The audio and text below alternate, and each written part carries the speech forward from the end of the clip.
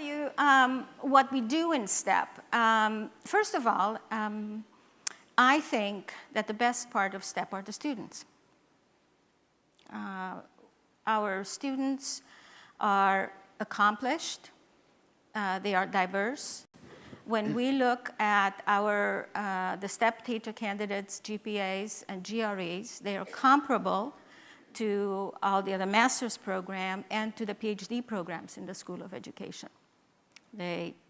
That's where they are. So they're accomplished, diverse. We have about 50% of our STEP teacher candidates are students of color, and very, very, very committed to the profession. Second, again, it's very rare that an R1 university has professors in the tenure line, full professors, leaders in the field of teaching math, teaching English, teaching science, teaching history, teaching in the Stanford Teacher Education Program. And that's unique. It didn't used to be. STEP didn't used to have that, right, Mike? Years ago. That was not the case. That was Linda brought this about. So we have that. We have outstanding faculty. I think what characterizes STEP is a very tight connection because of who teaches in STEP and who we are. Very tight connection between the scholarship and the practice. Call that the DNA of teacher preparation. And it's the double helix, tightly connected. You really could not accomplish an assignment in a STEP course if you're not in a student teaching placement.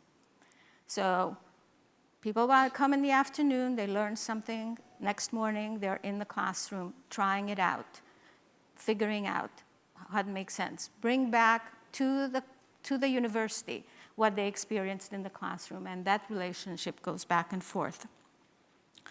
Our very, very close relationship with the field is, I would say, extraordinary. Again, we are very fortunate to have on the STEP staff what we call the clinical associates, who are amazing people who are, we call them hybrid educators at home, both at the university and in the schools. And they are at home in both places, go back and forth. And finally, I think what we do quite well in STEP is we practice what we preach. So that when we say you're going to go out and in the schools, you're going to, as a teacher, you're going to commit yourself to equity and excellence, not or, equity and excellence. That's what we're doing in STEP. We're teaching, we're attracting, we prepare excellently and equitably. So that's what it takes. So I have two comments from the state level. Pardon me. We have 6.2 million children in California. 53% and growing every year are Latino. And we have 1.6 million students, or 25% of our students, who cannot function in English in the classroom. They take an exam which says they are English learners. So this is a particular kind of skill. 87% of these English learners in California Spanish is spoken at home. So to help me, we need many more teachers who can handle these kinds of populations.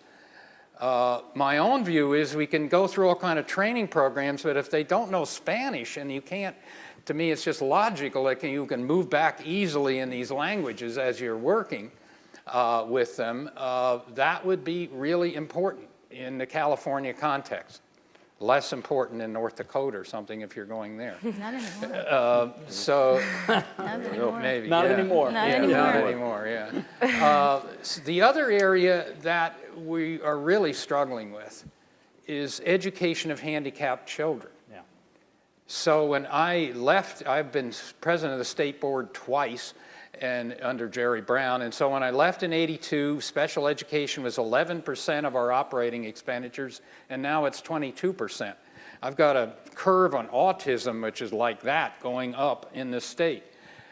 So again, teachers who are specially prepared for these populations are really important, and we need people to think about this and go into these programs and really work at doing it. And again, I don't think a 10-month master's program is going to really finish the job.